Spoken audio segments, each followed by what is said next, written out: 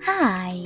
In front of me is VIVO Y36 and today I would like to show you how you can rename it. You need to begin by going into Devices Settings and scrolling all the way down to access About Phone section. Over here. Now tap on this little pen next to your current device name. And finally type in wherever you wish to. In my case, Sunny. When you finished, just select OK in the pop-up.